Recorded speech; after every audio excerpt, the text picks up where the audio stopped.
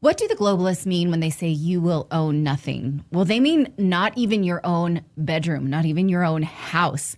In a new film, Derrick Broze lays out this Agenda 2030. He says it means everything when they say you own nothing. It really means nothing. Like you go to work, someone else sleeps in your bed while you're there, kind of thing. It is truly 1984 dystopia. But his new film is called Liberation 2030. It is both a warning and a positive manifesto, a call to arms, and how to resist this. I would say it's a peaceful dream, but also a vote of confidence for the human spirit. Watch a short trailer, and then we're going to discuss it with Broze himself. In 2016, the World Economic Forum and Forbes magazine published a short essay titled, "Welcome to 2030. I own nothing, have no privacy, and life has never been better." Written by Ida Auken, Denmark's former Minister for the Environment, the essay imagines what life might be like in 2030. The year 2030 was chosen because of its importance to the achievement of the United Nations Sustainable Development Goals and the Agenda 2030. The SDGs are a collection of 17 interlinked objectives adopted by the UN in 2015 with the ostensible goal of ending poverty, protecting the planet, and spreading peace and prosperity to all people by 2030. Now is the historical moment, the time, not only to fight severe virus, but to shape the system. And while millions of people have woken up to this agenda, the vast majority are still spending their time being reactive and allowing these technocrats to manipulate their emotions and actions, and thus their lives.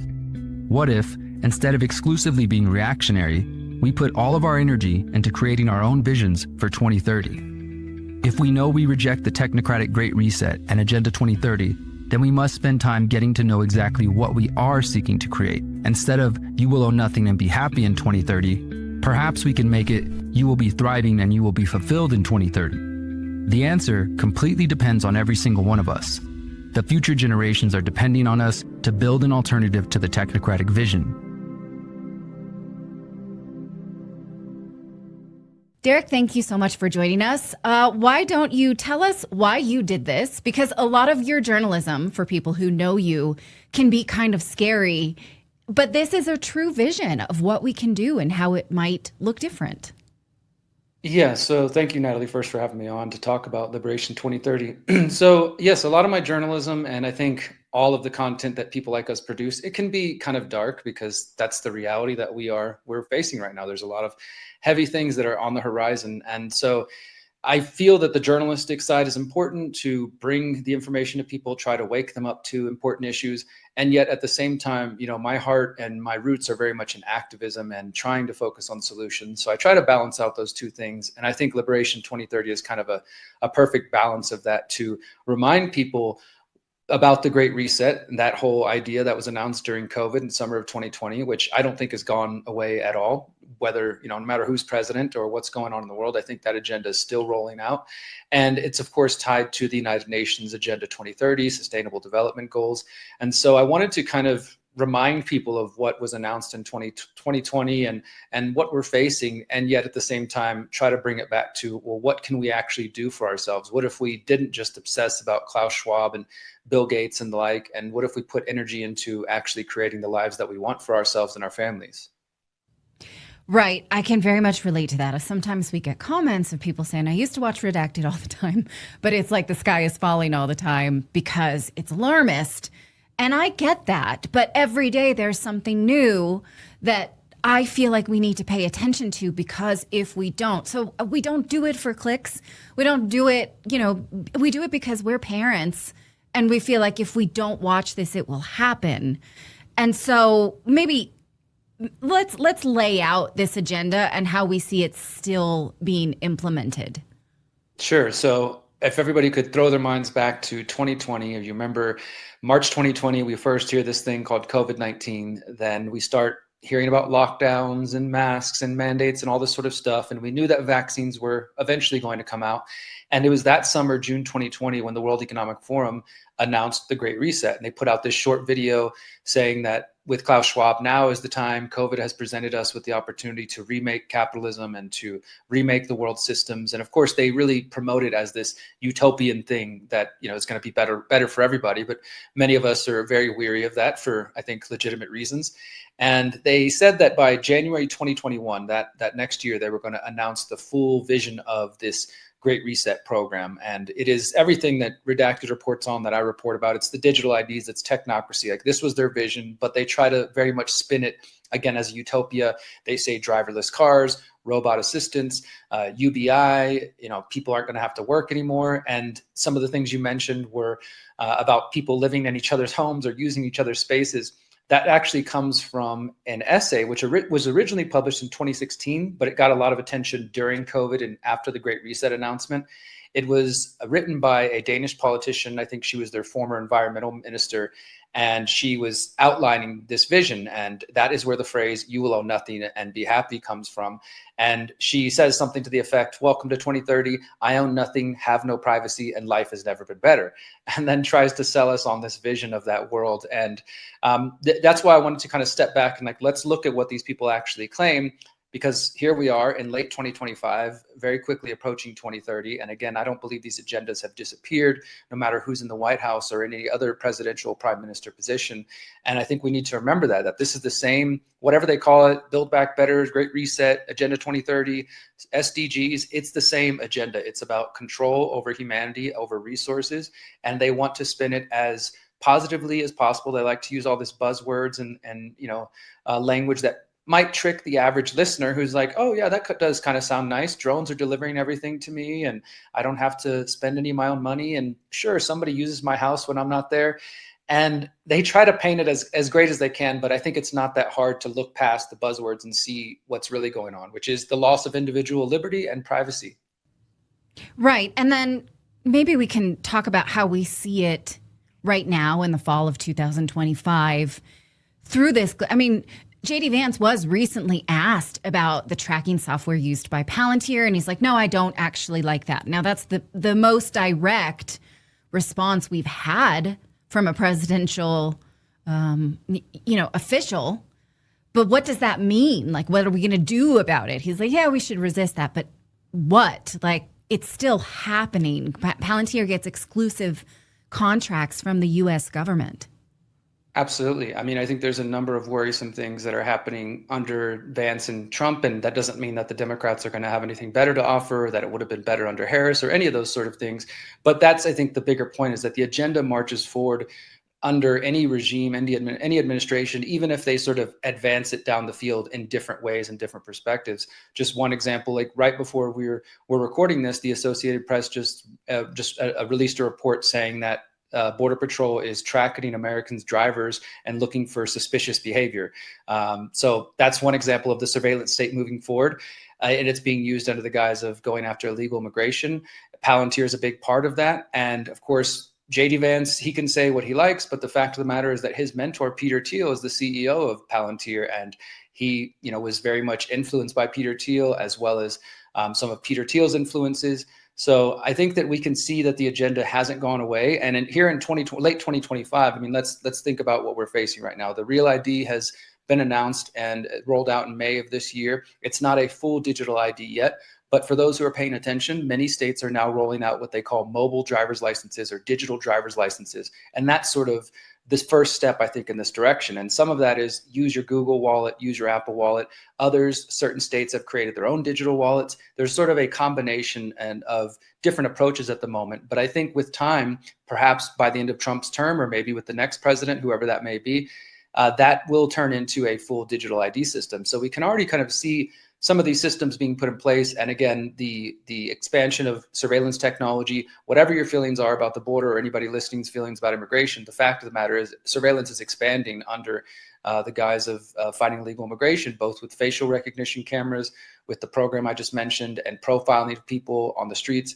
I think that this is all part of marching us towards this larger police state that they the powers that wish they were, what I call the predator class, that they need in order to be able to fully implement the Great Reset, because they're very aware that there is going to be resistance, and there is resistance like there was during COVID.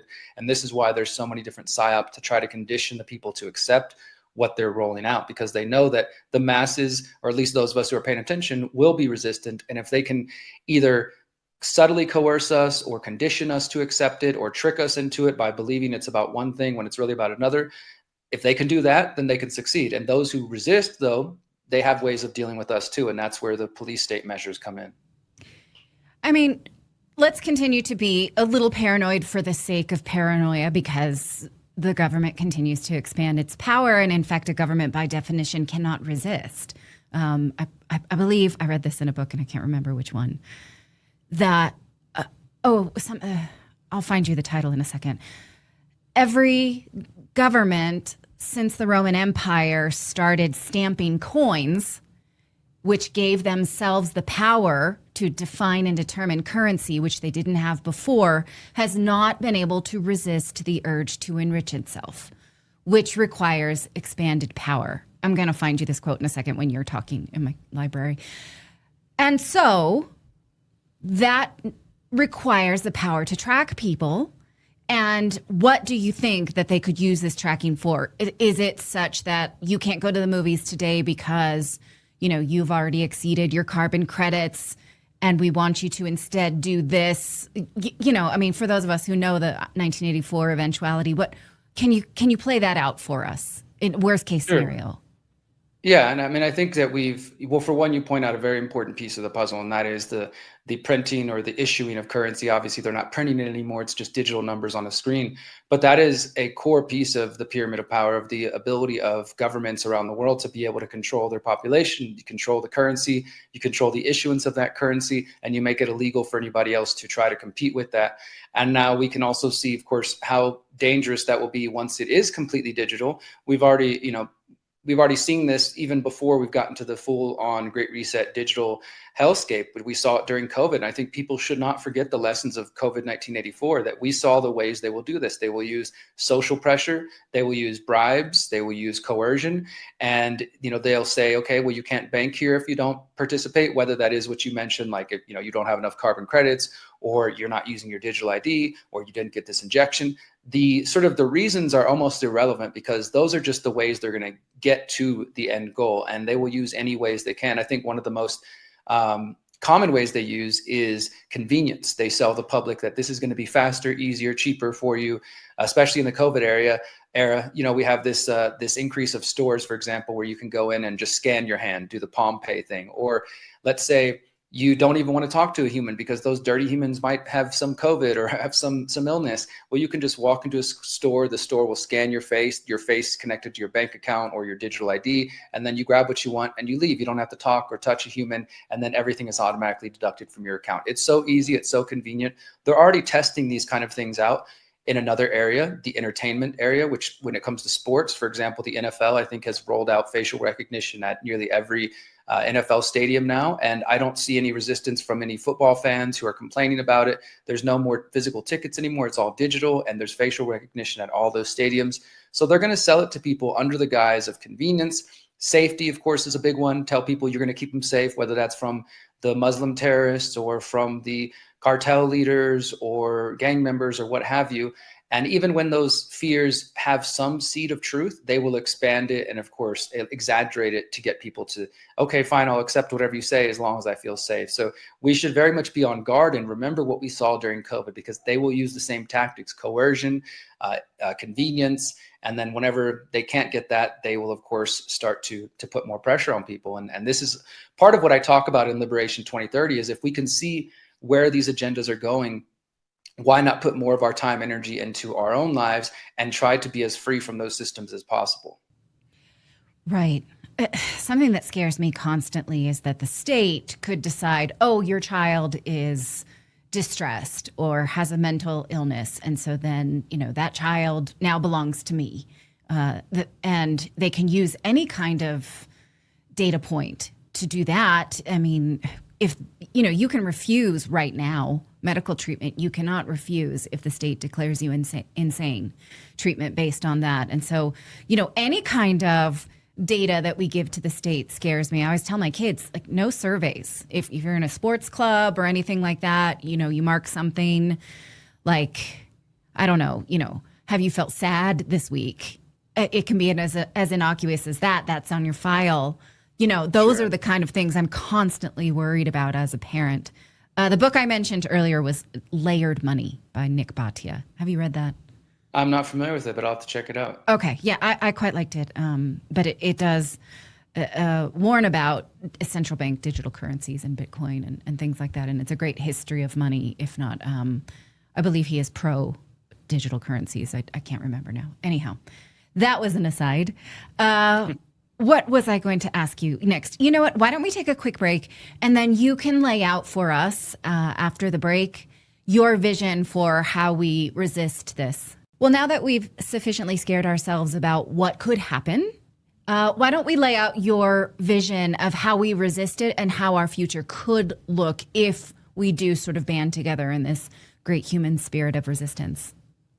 Absolutely. So this is where, I've tried to reframe what they talk about. We own nothing and be happy. Welcome to 2030. I have no privacy, all that sort of stuff. And I started calling it Liberation 2030, just to kind of take their language, take their themes and remake them. And this was sort of inspired by in the summer of 2020, when I first heard about this Great Reset announcement, and many of us were learning about Event 201, the Bill Gates table exercise they did simulating a pandemic. I was actually part of an online event at that time that was called Event 202.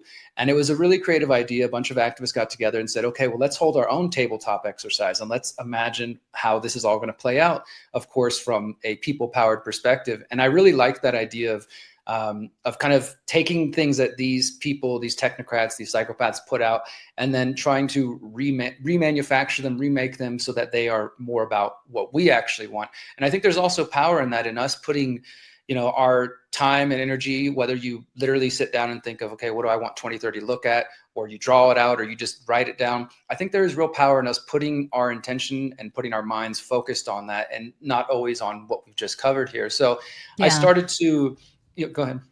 Oh, I was just going to say, a lot of times the reaction to this is to become full-on homesteader, and that can be very overwhelming too, as someone who did, Absolutely. in fact, have a big garden. I had bees, I had chickens, and then I couldn't do the show.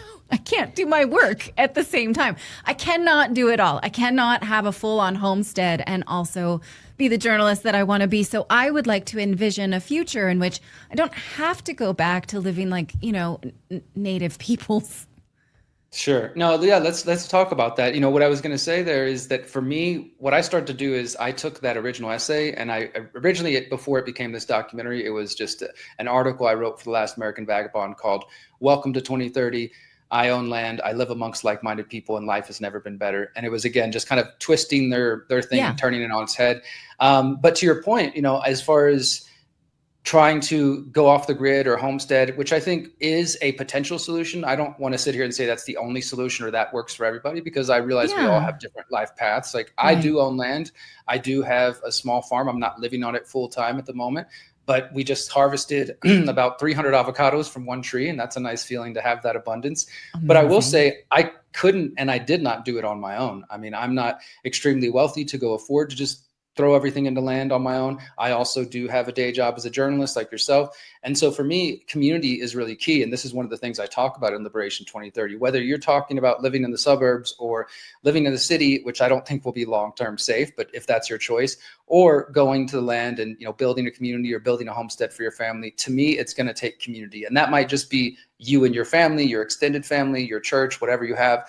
But for me, it involved finding other like-minded people. It's been a 5-year process of finding the right people who are on the same page of our values and principles and who have the same vision. There's a lot of work that goes into that. And it's definitely, as you said, it's a challenging thing to continue writing articles, making documentaries, doing podcasts, and still have time for that. So I don't want to say that that's the only solution.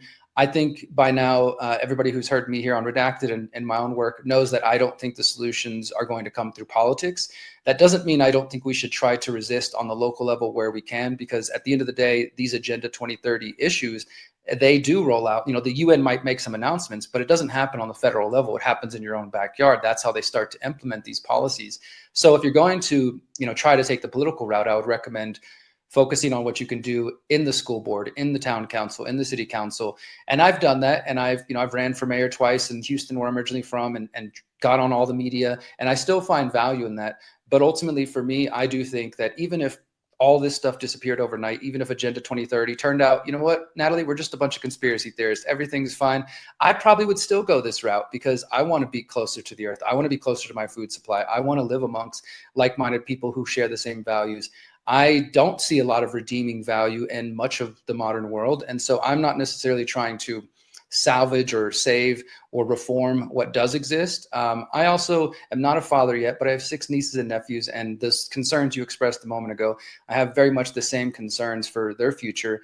And I guess I see what I'm trying to do with building my community and what I call exit and build, which is about exiting from these different systems, whether that's big tech, whether that's the banking system. We could go through the whole gamut of them, and trying to focus on building parallel systems. I do that because I think I want to lead by example and try to show my nieces and nephews and anybody else who might be influenced that perhaps there is another way that doesn't have to involve accepting what's coming. Because I do think there should be resistance, but unfortunately, Natalie, I don't see much resistance happening to the facial recognition rolling out the airports. I don't see much resistance happening to, the surveillance measures I mentioned earlier that are happening under ICE or Border Patrol or any other agency. I see a lot of people talking about it on the internet, but I don't see much resistance happening. And I almost kind of wish we were back in COVID times, or at least that same feeling where it was 24/7, kind of cycle, because at least then people were ready to make moves. I saw people moving across the country, across the US, different states, picking up their entire lives, or moving to Mexico, or moving wherever they thought was,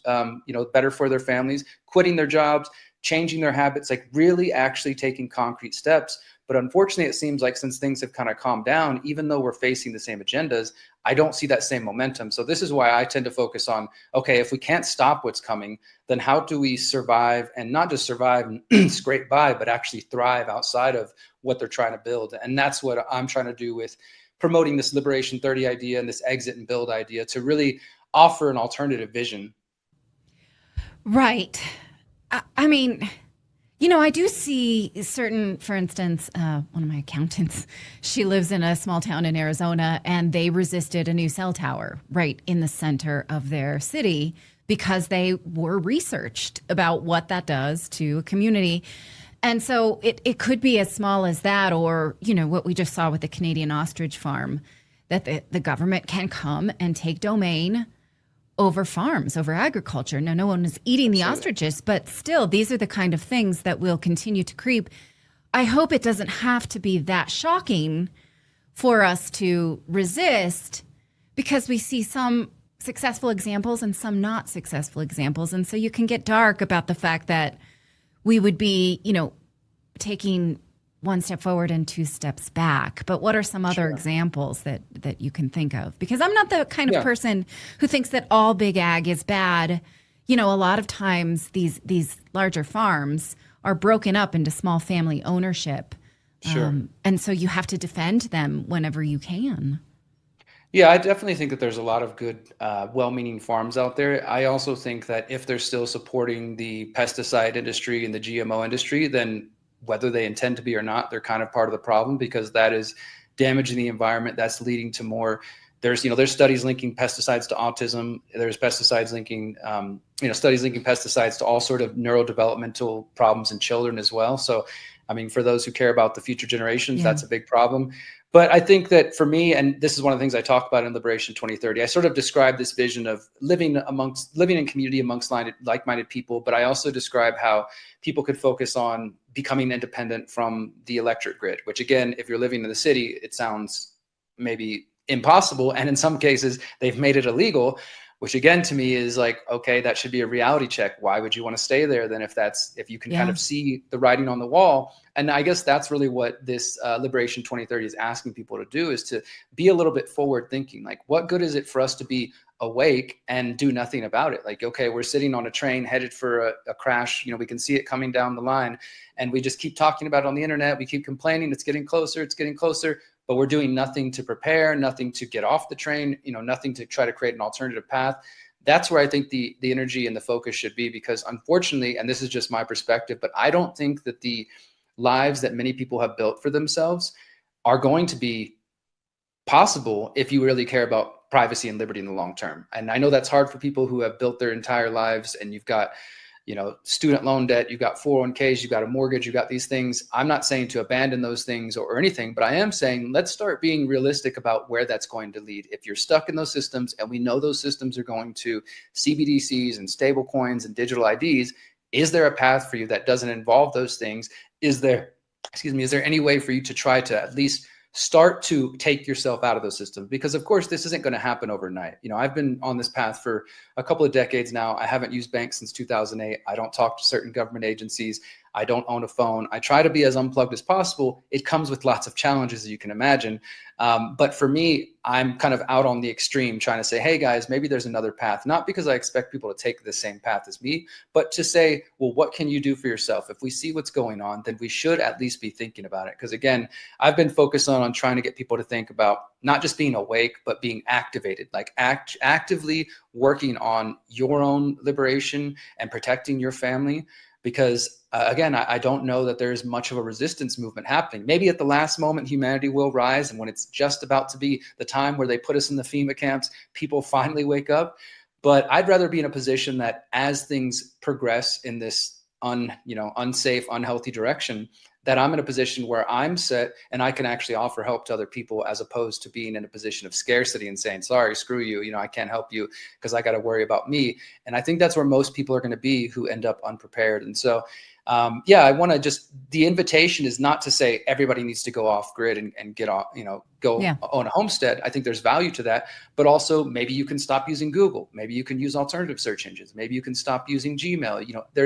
I have a challenge if people are interested. It's called the Exit and Build Challenge. It's available for free on my website at theconsciousresistance.com/EXB for Exit and Build. It's just those three letters, EXB. And I go through food, I go through technology, through finances, and these different areas that I think are of value, and sort of ask the question, like, what is the problem if I stay plugged into the system? Where is this headed? And then what are some alternative solutions? And then it's up, of course, to the person to do anything about it. But I think that was what matters most to me right now, is trying to use the journalism to bring people to a place of, maybe things aren't what I've been told.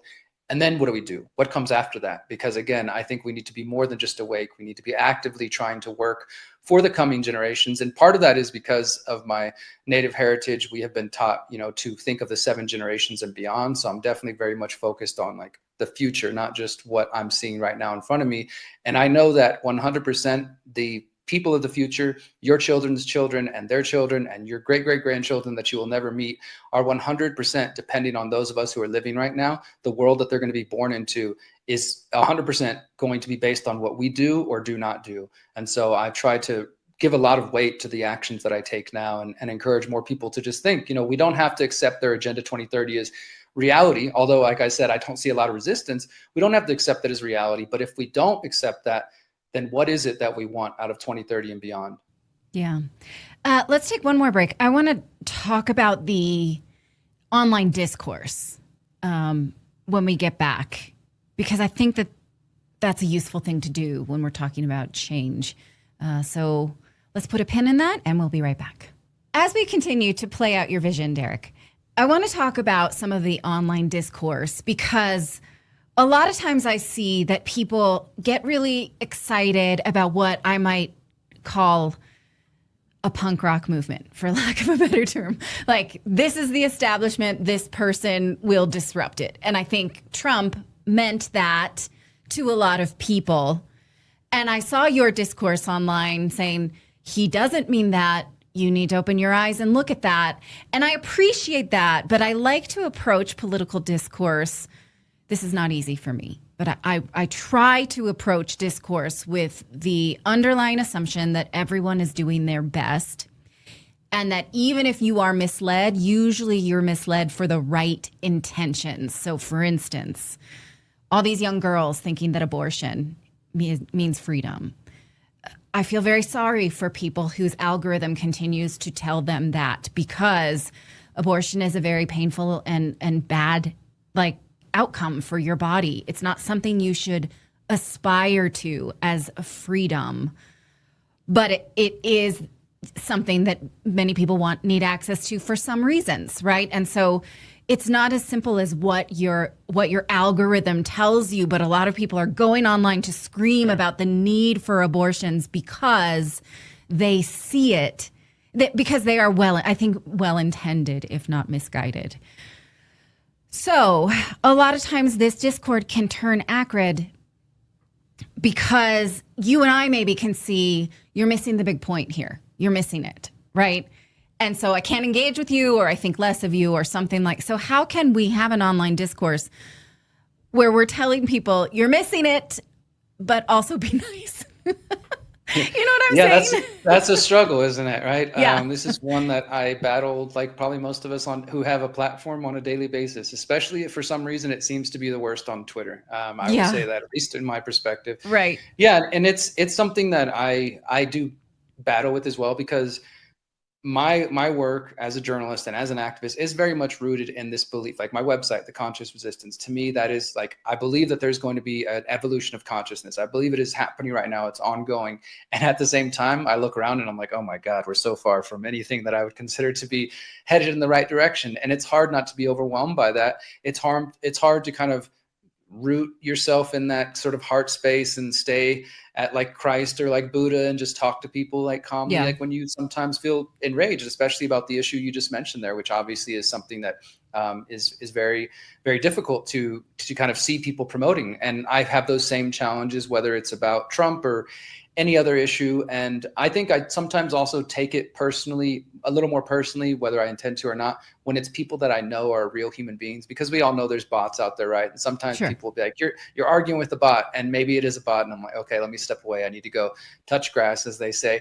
But other times I'm like, no, I know this is a person, a real life person. I've met them, I've talked to them, and unfortunately they've fallen, for this, whatever the particular issue is, they've fallen for this psyop. And it's hard not to want to kind of grab them and shake them and like, wake up. But I also think that if any of us who've gone through that path, like when you first start waking up, there tends to be this kind of reaction where you think you got to shout it at everybody you meet and just drive everybody crazy. And you're like, oh my God, why can't you guys see what I'm seeing? And then after a while, you kind of realize like, okay, that's not the most effective approach. I'm pushing people away. Let me find a different path.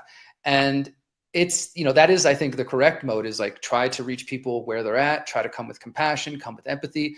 But it is difficult to stay in that space all the time. And again, like I said, I struggle with that too. There's some days where I fall into, I've seen you out there in the battlefield of Twitter, Natalie, and it's hard to sometimes keep that, that strength and that compassion. But ultimately, like on a higher level, I know that for me, as just a human being to other human beings, that I care about the fate of humanity. That's why I get so stressed or get so frustrated, or I think any of us can, is because we care about these outcomes. It's not, like, oh, look at me, I'm right, and I need to tell everybody how I have all the answers or anything. That's definitely not where I try to come from. But it is this genuine place of like, I care about the future of humanity and where things are going. And there's days where I'm just like, oh my God, I'm very stressed to see where things are at. Particularly recently, I think there's a lot of young men. I have several nephews who are 15 and under, and I see some of the things that they're coming across on TikTok and elsewhere, and questions that they ask, and just things that they're into, this sort of internet culture that they're very much, aware of. And I worry about the influences that they're finding. I worry about, all that sort of thing. And so for me, I try to stay in that centered place, try to be a better example, not just for my own family, but for anybody else. And I think it's part of our human struggle, right? To feel like we want to empower and help the planet. But ultimately, I think for me, it comes back to, I have to help myself, right? And this is why I was saying earlier, I tend to just try to lead by example, because in my experience of doing this journalism and activism for the last 16 years and being on the internet and trying to motivate, inspire people from marches and rallies and protests and podcasts and interviews and documentaries and books and films and events, the thing that seems to work the best is leading by example. That's how people learn. Like if they can see you're not just talking about something and preaching it on the internet, but you're actually living the things you value. Everything that I said before and that I share in Liberation 2030 about exit and build, these are things that I'm doing and trying myself. I don't have them perfected, but these are efforts that I'm making. So I find that is, I try to bring myself back to that place. It's like, okay, I'm feeling frustrated. I'm feeling stressed out. People feel lost from my perspective, or they're buying into this psyop or this psyop. Let me just kind of step away and just focus on what can I do to be productive today that's actually going to help humanity and empower them, instead of spending the day arguing with people on Twitter. Sometimes that feels good though. I get it. There's a little bit of a release valve from that, right? There is. But again, I saw a lot of this blind faith in the Trump administration as a disruptor. And I see people who are dug into that, and I see people who are willing to be disappointed that it's not. And so I feel, even though, like, you and I, we haven't read the same books, so we're not looking at something from the same perspective. I can't expect you to know what I know, or feel what I feel, or see a grander picture the way I do. And so I don't know exactly how I feel about the Groyper movement, but I like the willingness to challenge, certain establishment. And I don't know if it's organic or not. I have no idea. I have questions about that too. Yeah. And so I have no idea. But what it means to my son's generation is to push back against the establishment and to break down existing duality, Democrat and Republican.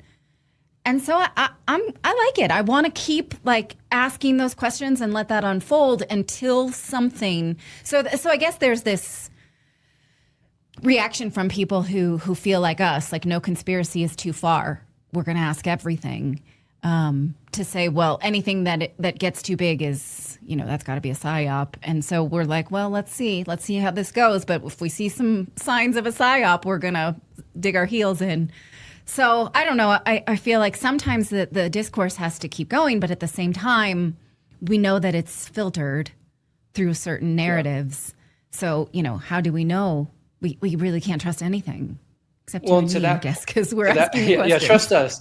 To that point, one of the things that I will say, because whether not to focus on the Groyper thing, but just for a moment, as that is very relevant right now, Nick Fuentes, I think everybody needs to remember that if and when the establishment wants to silence somebody or ignore them, they don't put them on the front page of the New York Times. The algorithm is also a very effective tool for shadow banning people. I mean, I remember back in 2014, well, I mean, us independent media, we were warning people. Let me just push back at that for a second, because the New York Times has taken many swipes at my family, and they are not our friends, and they absolutely don't want us to. So. But they didn't give you a profile like Nick Fuentes with a nice, glamour photo on the front page, in a full profile of him. Yes. In fact, and I don't want to draw attention to it, but we have had firsthand experience several times with articles that they've written about my family that were just as equally shitty, but maybe you could see as I don't want to. I hear your point. I hear your point. Well, to the other point, they I was are making demons, about the algorithm. and I think that they should, like rotten hell, that business model. But I don't. Anyway. But yeah, I don't think that is. Well, I'm not saying that alone being reported in the New York Times, but what I was getting at is also you have the algorithm, and we all know that the algorithm can boost or derank things. I mean, not just on Twitter, but this is. I mean, back in 2014, I was writing for several independent media outlets, and we were telling people we didn't even have the word yet, shadow ban. We were just saying they're messing with our numbers. We could see on 1 week we'd be hitting 100 million, people a day. We were kicking CNN's ass, and then all of a sudden, boom, just a complete drop. Yeah. And everybody thought that was a conspiracy. Now we all know that these things exist, that the platforms can elevate, they can downrank things. And what I was getting to is that I think that the algorithm, and maybe humanity itself, favors drama, favors clickbait, favors rage bait. So I can put out a podcast or a documentary that's solutions based, like Liberation 2030, and we'll see how much attention it gets compared to here's the latest drama about Jeffrey Epstein. People are drawn to those things, and I think that is a huge problem, is that people seem to just want to focus and debate the conspiracies. Like anytime I meet somebody in real life who knows my work, the first thing they want to do is ask me about their favorite conspiracy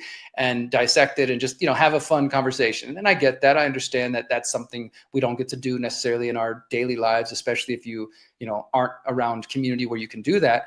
But I think that there's a lot of people, and maybe it's just part of our brain that is just drawn to that. We want to look at the car wreck. We want to focus on the drama, the salacious details. Oh, take care of yourself, build something, empower yourself. Yeah, that sounds like too much work. And the algorithm, I think, is a big part of that. There might be some human nature, but the algorithm absolutely does not favor conversations that are constructive, that are empowering, that are giving people solutions. And the independent media and alternative media, I think in many ways we kind of play into that. And obviously we have things to report on. There's things that are not the happy stories of the day. But I do think that plays a role as well, that in many ways we are kind of centering our focus and bringing the focus towards only the negative and not thinking about, again, the empowering side of what's going on in our world, which there is a lot of empowering things happening.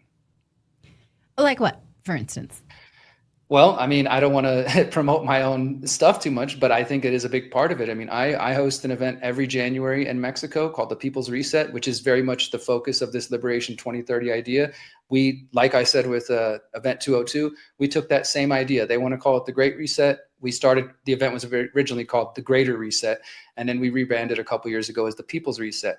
We meet every year at the same time as Davos for 5 days in January. But instead of talking about technocratic top-down solutions, we talk about bottom-up solutions. We have a whole day dedicated to mental, physical, spiritual health. We have a whole day dedicated to permaculture and growing food, homeschooling, unschooling, privacy-based decentralized technology, building communities, just the whole gamut of these sorts of things. We have music, we have workshops. We try to make it an empowering, fun thing. And again, I'm not just saying this because I organize the event, but the kind of comments and the things that I hear from people are, this changed my life. This changed my whole paradigm. I started growing food after this. I'm unschooling my kids now. I'm homeschooling my kids. People are coming to the event. They're getting activated. We call it an activation, not a conference or a festival.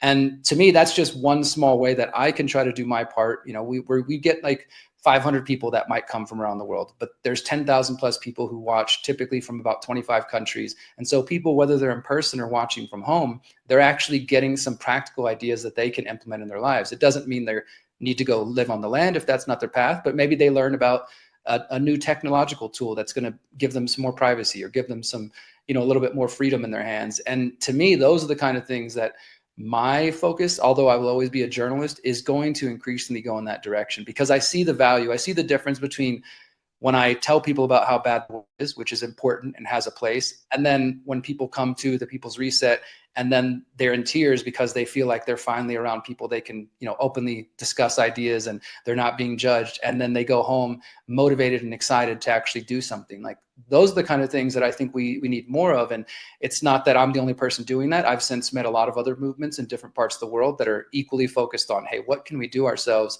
And I hope that there will be more of that coming in from the independent.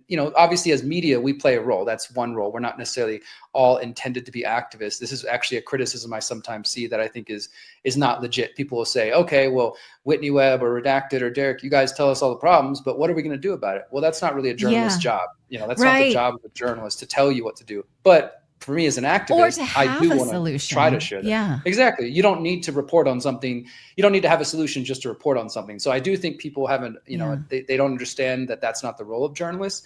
But I also think we can, like you're giving me an opportunity right now, to try to shine a light on something that maybe will empower other people, right? How can we as journalists still try to highlight people or other solutions that we might think could be helpful for people? I think that's a role that journalists could play.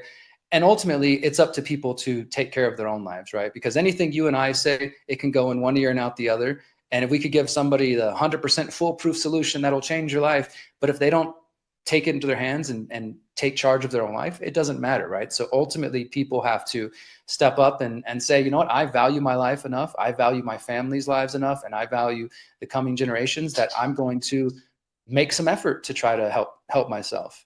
Yeah. Well, I appreciate this conversation. I think it's been fun to sort of just talk it through, because we live it on so many different levels. We have to live it at the practical level with, utilities and driver's licenses and all of that. We have to live it at the online discourse. And then we have to live it in some kind of solution space or at least faith, no matter how that shows up. Because that's the world we're living in right now. That's what we got to do. So I always like talking to you. It's absolutely my pleasure. So where can we find Liberation 2030? Yes, thank you so much, Natalie. I've appreciated the conversation as well. Everybody can find Liberation 2030 at theconsciousresistance.com. It'll be on the homepage. You'll see it right there. There's also a tab for my documentaries if you want to see any of my other documentaries I've done, including the final episode of The Pyramid of Power is almost out, and I can't wait to share that with you, Natalie, and everybody at Redacted. And if anybody is interested in the People's Reset, it happens January 28th to February 1st in Morelia, Mexico for 5 days. The website for that is thepeoplesreset.org. Love it. Okay, always good to see you. We'll see you again.